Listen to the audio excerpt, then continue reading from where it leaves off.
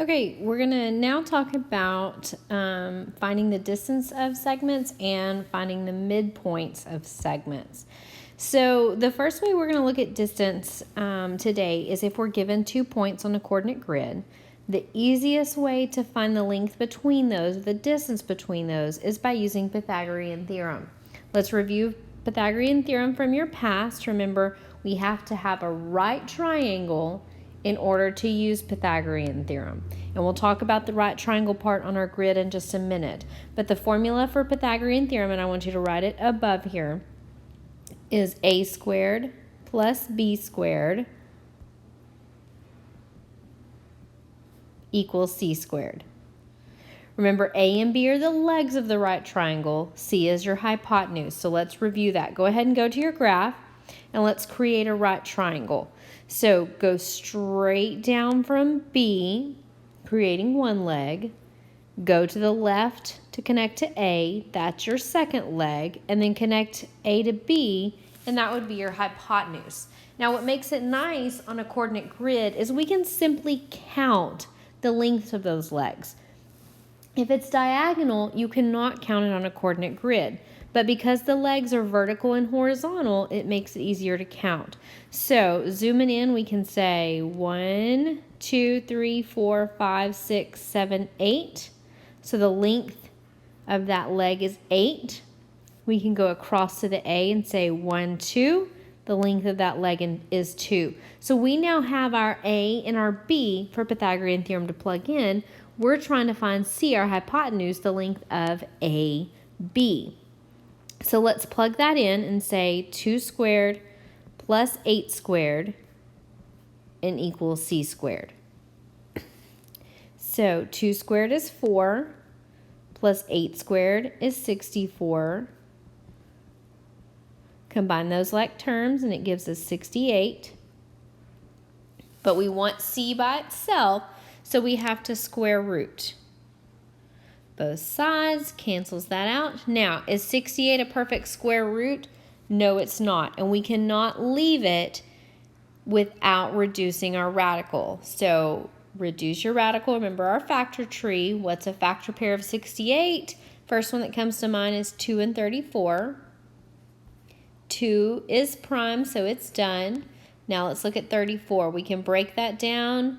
2 and 17. 2 is prime, 17 is prime. We have nothing else to break down. So let's go over here and say C equals square root of 2 times 17. We have a pair, so that one pair comes out. We can say 2 square root of 17. And they asked us to find the length of AB. So we can say AB, segment AB equals 2 square root of 17. And that's our answer. Okay? You always have to reduce your radical if you can, if it's not perfect. Okay? So that's one way to do distance if we have a coordinate grid. Now let's say we don't have a coordinate grid.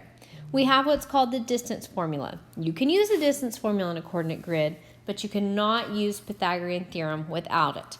So the distance formula is D equals for distance equals. We have a big square root. We would say x2 minus x1, close, square that, plus y2 minus y1, close, squared.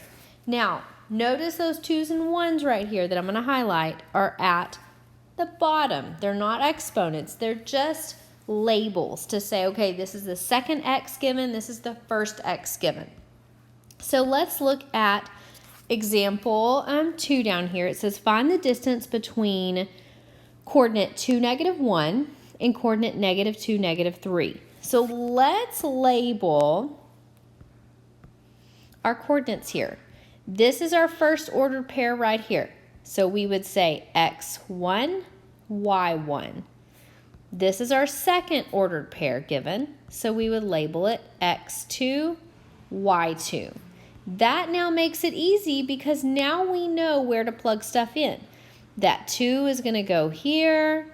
The negative 1 would go here, and so forth.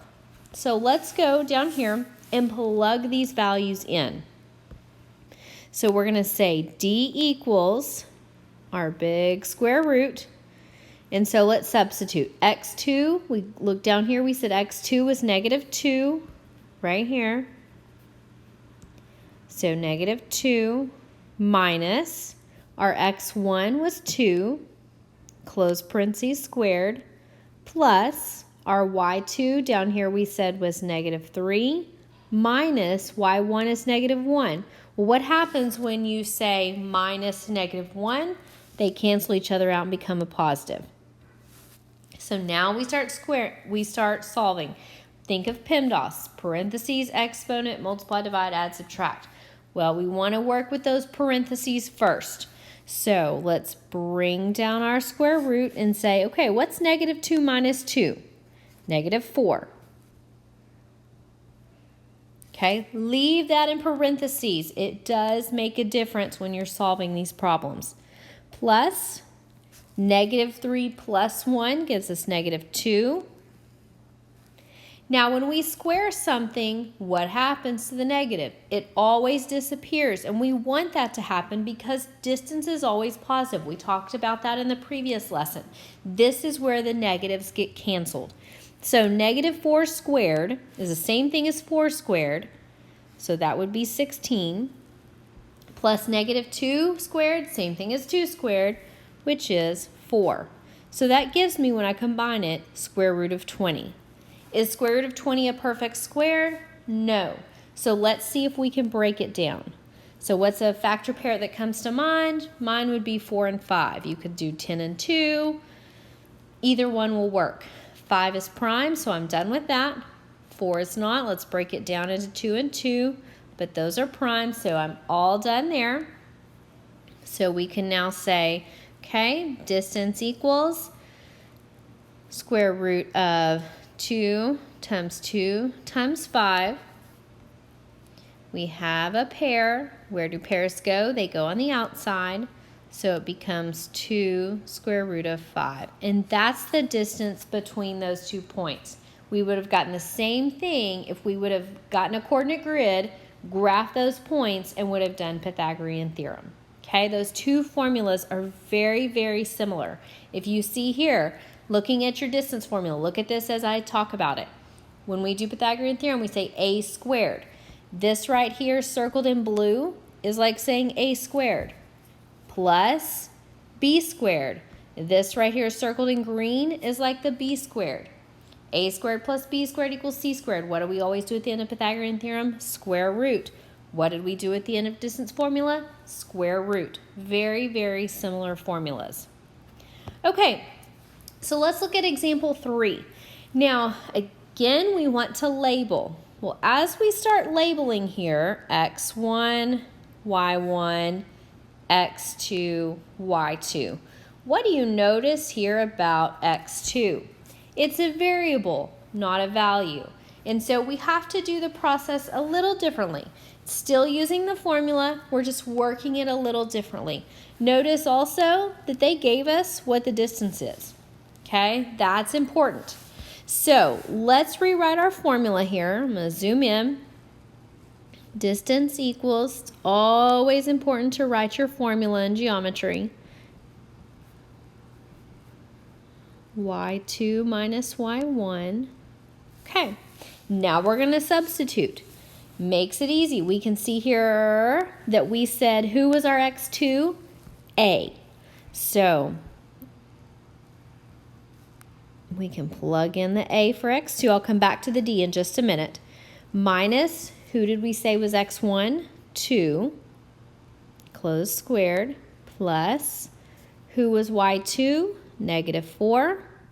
Minus, y1 was negative 1. Again, there's our minus negative. What happens? Becomes a positive. Squared.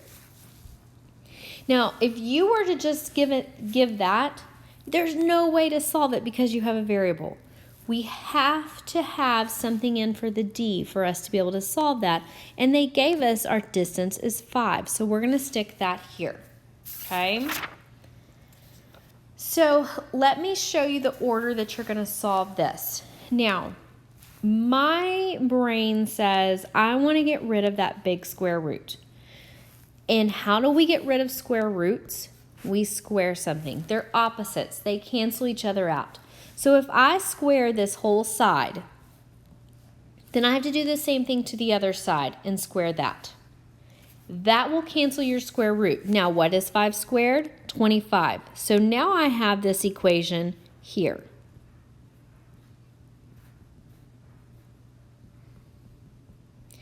The only difference is now my square root's gone. Okay, now I can start to solve other things. I also see, hey, I can go ahead and solve this part and square it because there's not a variable there. So let's do that next. We can have 25 equals a minus 2 squared plus, what's negative 4 plus 1? Negative 3 and squared. But I can do that. Negative 3 squared is 9. So we would say 25 equals a minus 2, close parentheses squared, plus 9. Okay, now what would you do next? Move the 9 over. Get your like terms together. So we're going to subtract 9. And so we're at 25 equals a minus 2, close parentheses squared. No, what did I forget to do? I forgot to subtract the 9. What's 25 minus 9? And that would be 16. Okay, so there's a couple of different ways that we can go about this. One way that we can go about this is we can take the a minus 2 and actually square it and FOIL and factor and all of that. But I look at 16 and say, that's a perfect square. And so if I want to get rid of this exponent here, what if I square root both sides? So let's see what happens here. If I square root both sides, okay, that cancels. 16's perfect, but remember, 4 is not the only square root of 16. What's another number times itself that gives you 16? Negative 4. So I can see here that I really get this.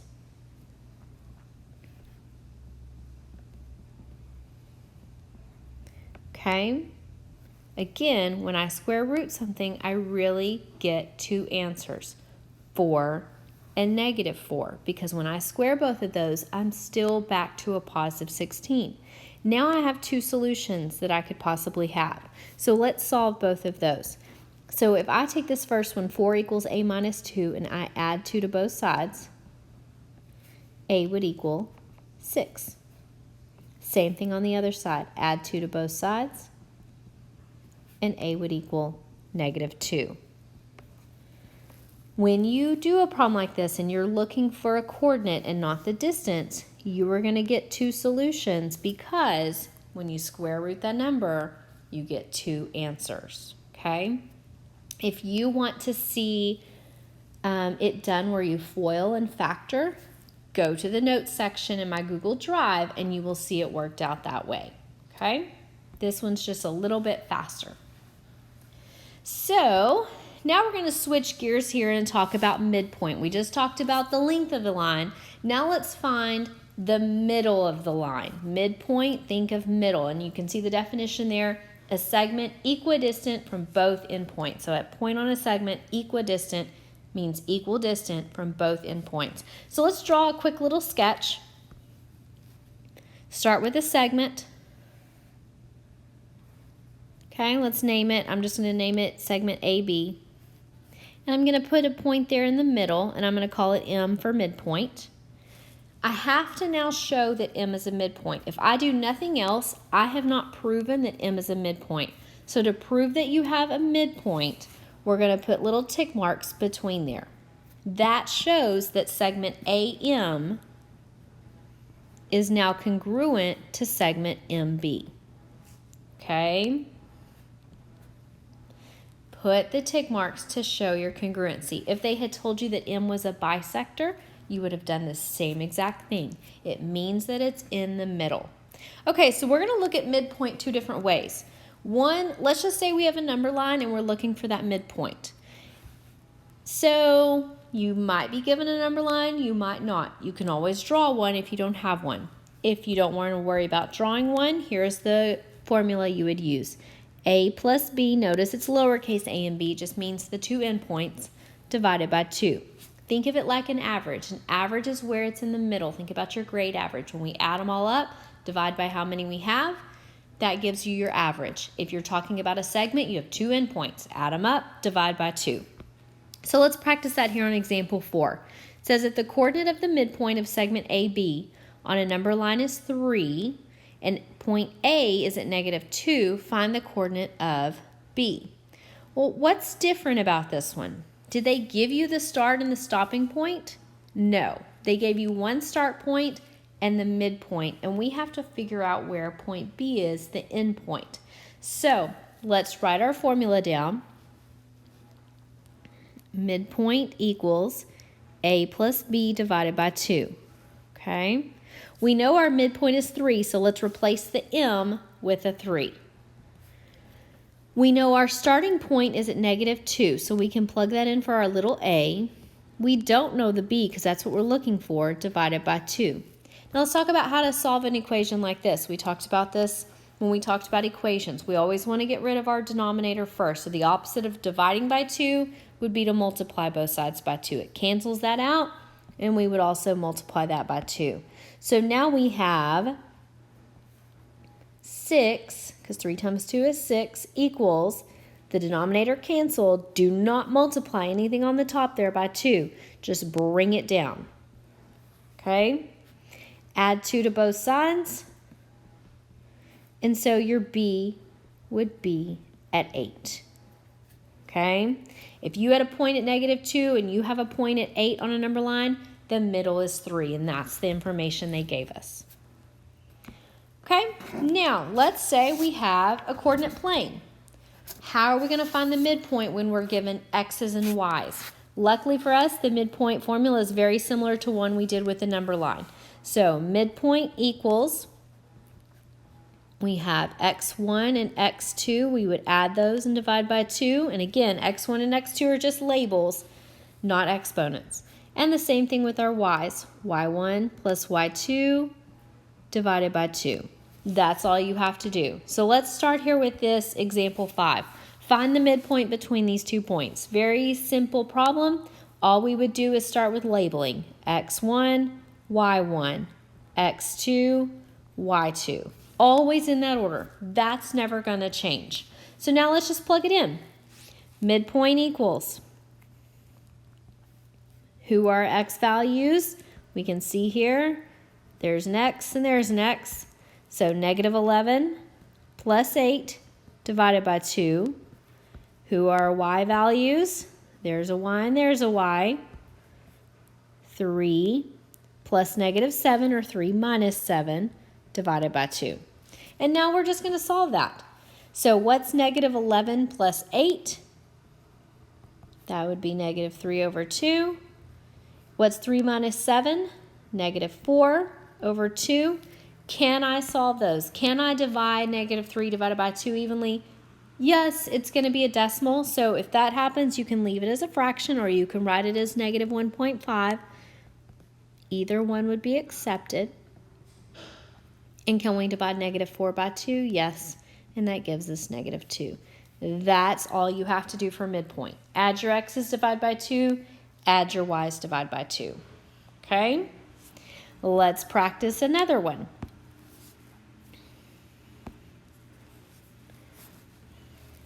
Here we go. Sorry about that. We have our formula, so let's write our formula down again. It's already on your notes, I believe. So let's just review. x1 plus x2 divided by 2, just like an average. y1 plus y2 divided by 2. Okay? We can see here, find the coordinates of the midpoint. We're looking for the midpoint, so let's start labeling here. x1, y1, x2, y2. Let's plug those in. Midpoint equals. Who are x values? We can see here x values were 3 and 7. So 3 plus 7 divided by 2. Who are our y values? Let's look over here. We can see one of them was -6 and one of them was 2. So -6 plus 2 divided by 2. All right, 3 plus 7 is 10. 10 over 2. -6 plus 2 is -4 over 2. Can we simplify those down? Yes. What's 10 divided by 2? 5. What's -4 divided by 2? -2. And there is your midpoint. Okay? Now, those two problems we did, we were given the endpoints and we were looking for the midpoint. Now let's switch gears here for the last problem and say, okay, what if I give you the midpoint and you have to find a missing endpoint? Okay, there's two different ways to do this. I'm going to do one way on the video, and then the other way is going to be, again, on the notes key in the Google Drive. So look at both and see which one you like better. Read your problems very carefully. Notice what it says here. M is the name of the midpoint, and they gave us M. So there's the difference. Pay attention to that. One method, and I'm a very visual person, so I like to see things visually. So if I am looking for the endpoint, I like to draw a vertical segment. And the name of that segment they gave me in the problem was AB. The midpoint was M, so let's draw that, and let's show that it's a true midpoint. Now, where did they say A was located on the grid? At 0, 1. So let's put that here. They said M was at 3, 5. Okay, here is one of the methods. Because it's a midpoint, it's going to be the same distance on both sides. Remember that word we talked about, equidistant. So how do we get from 0 to 3 on a number line? We add 3. So 0 plus 3 is 3. If I have a distance of 3 on one side, I have to have a distance of 3 on the other. So that means 3 plus 3, my x coordinate of B would be at 6. Do the same thing for the y's. How do I get from 1 to 5 on a number line? I add 4. Equidistant on both sides, so I would do the same thing. 5 plus 4 is 9. And that is where my other endpoint is. You can add or subtract here, but it has to be the same on both sides, okay? And by what I mean with subtracting, I'm just going to make one up really quickly. This has nothing to do with the problem here. Let's say, same segment.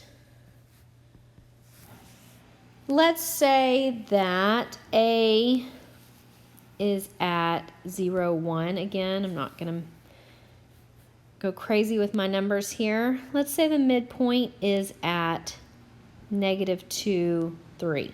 Okay? Just again, this is a random example I'm just making up. If I go from 0 to 2 on a number line, what is that? Subtracting 2, right? So if I'm subtracting 2 on that side, I need to subtract 2 on that side to keep it equidistant. Okay? That's what I mean by adding or subtracting. It works both ways as long as you draw your picture correctly. All right, so that is distance and midpoint. Please, please, please write your formulas down. Label your coordinates x1, y1, x2, y2, and then just plug them into the formulas. Please write all of that down, and this will be